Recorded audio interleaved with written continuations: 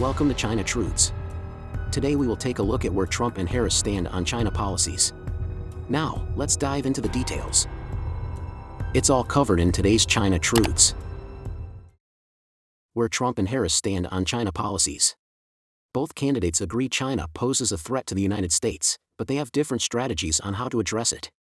The next U.S. president will likely preside over one of the most consequential periods in the nation's relations with China, an adversary that has the intention and capacity to displace the current U.S.-led world order. 8 in 10 Americans view China unfavorably, according to a Pew Research Center report released in July. Washington also has a consensus that China poses a threat as it closes the power gap with the United States in military, diplomatic, and technological domains. The current approach to China began with former President Donald Trump. Identifying China as a strategic competitor, the Trump administration took a new approach to U.S.-China relations. It imposed broad tariffs on Chinese goods, controlled Chinese access to American semiconductor technology, and pivoted national security strategy from the Middle East to China and Russia. The Biden administration continued many of the same policies, and Washington's China policy will likely continue to be hawkish. However, the two candidates will also have distinct approaches, owing to their personal differences and depending on whom they appoint to key positions. Republican presidential candidate and former President Donald Trump is broadly expected to resume his China policies in the first term. Democratic nominee and Vice President Kamala Harris has indicated no sign of divergence from the Biden administration's China policies. The two candidates agree on controlling strategic goods and technologies, investing in innovation, reshoring supply chains, and combating Beijing's unfair trade practices. The aim is to ensure America, not China, wins the competition for the 21st century, Harris has said repeatedly. Last month, the Biden administration finalized its tariffs, retaining all Trump-era rates and sharply increasing them on selected critical technology and minerals. During a speech on the economy in Pittsburgh on September 25, the vice president vowed, "I will never hesitate to take swift and strong measures when China undermines the rules of the road at the expense of our workers, our communities, and our companies." Meanwhile, the Trump-centered Republican platform also pledges to revoke China's permanent normal trade relations status, which grants it free trade benefits with the United States, phase out imports of essential goods that include electronics, steel, and pharmaceuticals, and stop China from buying American real estate and industries. Trump hinted at reigniting the trade war, suggesting he may impose more than 60% tariffs on Chinese goods. Dennis Wilder, a former national security and intelligence officer who held several senior roles in the Bush and Obama administrations, believes Trump's threat of higher tariffs is merely a negotiation tool to achieve a trade deal similar to the Phase 1 U.S.-China trade deal signed in 2020. Stephen Ezell, a vice president at the Information Technology and Innovation Foundation think tank, believes Trump will take the pledges in the Republican platform seriously, particularly revoking China's permanent normal trade relations status, because Beijing has failed to comply with its commitments as a member of the World Trade Organization, he told the Epoch Times. Beijing did not fulfill its pledge in the Phase 1 deal to buy an additional $200 billion in U.S. products over 2 years. During a meeting with farmers in Pennsylvania's Smithton, a city near Pittsburgh, on September 23, Trump said, if re-elected, his first call would be to Chinese leader Xi Jinping, asking him to honor the deal. During the final months of his term, Trump raised the idea of separating the United States and Chinese economies, known as decoupling. His former trade representative, Robert Lighthizer, a rumored candidate for the next Secretary of the Treasury, advocates the same approach. Harris and her Democratic Party have a different view. She believes in de-risking, not decoupling. James Lewis, a senior vice president at the Center for Strategic and International Studies think tank based in Washington, D.C., said decoupling is already happening. As to whether a future Harris administration would differ from Biden's approach, Lewis told the Epoch Times that he would watch the pace of decoupling and the measures adopted to reinforce it.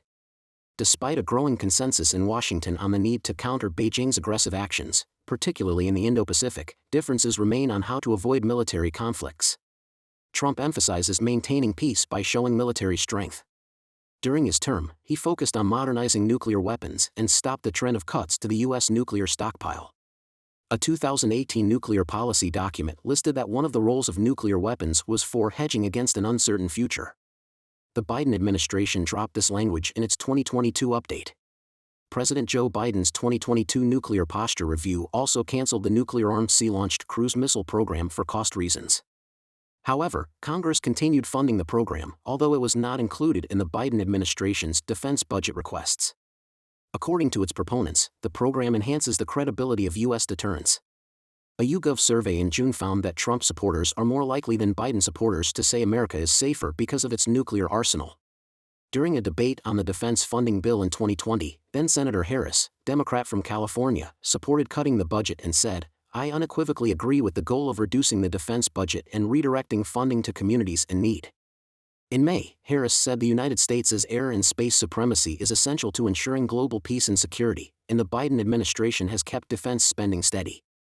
Trump started the U.S. Indo-Pacific strategy, which Biden continued. Both parties agree that the Indo-Pacific region is the United States' primary theater.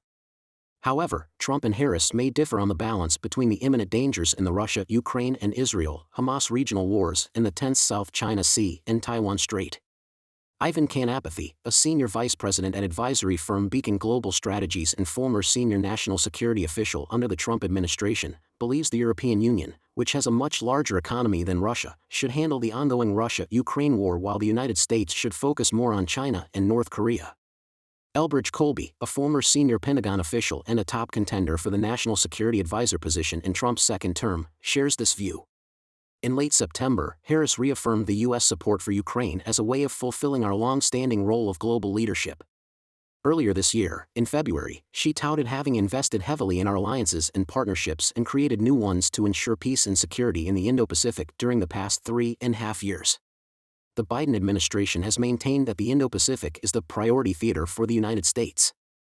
However, military assistance to Ukraine and Israel has strained the defense industry and led to an arms sales backlog to Taiwan of about $20 billion, the same as the island's annual defense budget.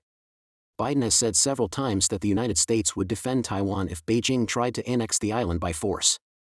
However, his officials walked back those statements each time, saying U.S. policy is deliberately vague on what it would do. In September 2022, Harris said the United States will continue to oppose any unilateral change to the status quo and continue to support Taiwan's self-defense, consistent with our long-standing policy. Trump has recently sparked controversy by saying Taiwan should pay the United States for its defense.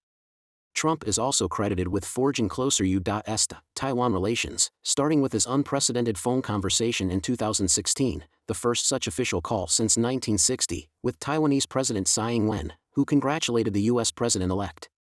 Trump signed into law the Taiwan Travel Act in 2018, which encouraged engagements between U.S. and Taiwan officials at all levels, and the Taiwan Assurance Act in 2020, which ensured alignment of Taiwan guidelines in the State Department.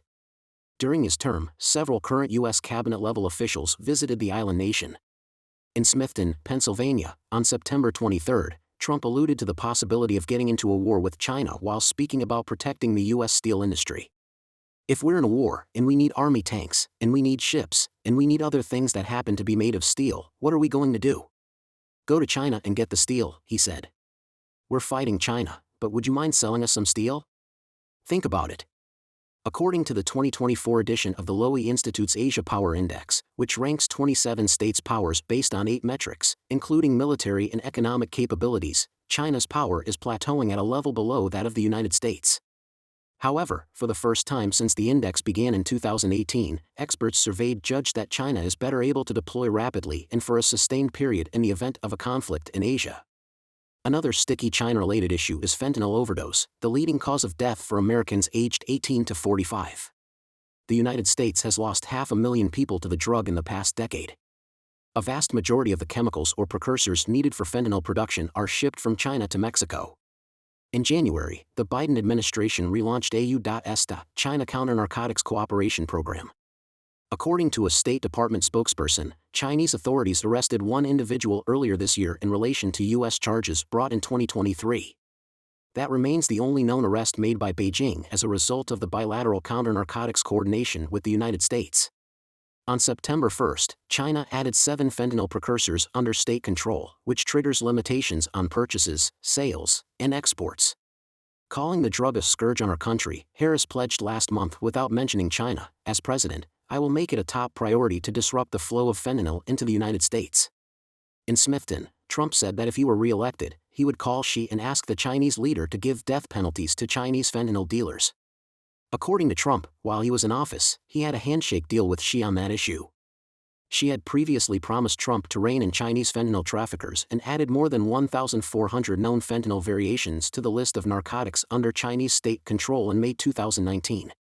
However, the Trump administration saw no large-scale Chinese law enforcement actions to reinforce the regulation. While U.S.-China relations were more confrontational under Trump, the Democratic platform shows more willingness to engage with Beijing, advocating for a tough but smart approach to China. Harris shares Biden's view of responsibly managing this competition via high-level, open lines of communication to avoid conflict or confrontations, according to National Security Advisor Jake Sullivan. According to Kanapathy's observation, Biden cautiously continued his predecessor's China policy for 2 years before his administration shifted to a more accommodative posture with less emphasis on competitive actions. Lewis from the Center for Strategic and International Studies believes the current administration's approach hinges upon an assessment of whether China has peaked. If it is believed that China has plateaued, he said, then U.S. policy responses can be more relaxed. If it is thought that China will continue getting stronger, then more pushback is needed, he said. But this question is still an open debate, Lewis said, and has resulted in a sort of gridlock in the White House under Biden on China's strategy. China is facing a number of problems, including an aging and declining population, spiraling debt, shrinking foreign direct investment, and an exodus of the rich. Lewis also pointed to the consensus that Chinese officials fudge their numbers, saying the pace of China's economic growth is likely half of what Beijing claims it is. However, he said the problems might be offset by Beijing's willingness to spend and its deep research bench. China has more than 6 million personnel to support Xi's plan to develop new technology, such as batteries and solar energy, to achieve world dominance. Harris and her running mate, Minnesota Governor Tim Walz, have been vocal critics of human rights abuses in China. In 2020, Harris told the Council on Foreign Relations that China's abysmal human rights record must be prominently featured in U.S. policy toward the country. As a senator, Harris co-sponsored the Hong Kong Human Rights and Democracy Act of 2019 and the Uyghur Human Rights Policy Act of 2020, which sanctioned individuals responsible for human rights violations in Hong Kong and China's Xinjiang region. Trump signed both bills into law. While facing criticism for publicly praising Xi, Trump has also presided over several milestones in terms of Chinese human rights. On its last day, the Trump administration declared that Beijing had committed ongoing genocide against the predominantly Muslim Uyghurs and other ethnic and religious minority groups in Xinjiang. Several parliaments worldwide have backed such determination with non-binding votes, but Washington remains the only executive branch to do so. Don't forget to comment in the section below to share your opinions on today's topic with us.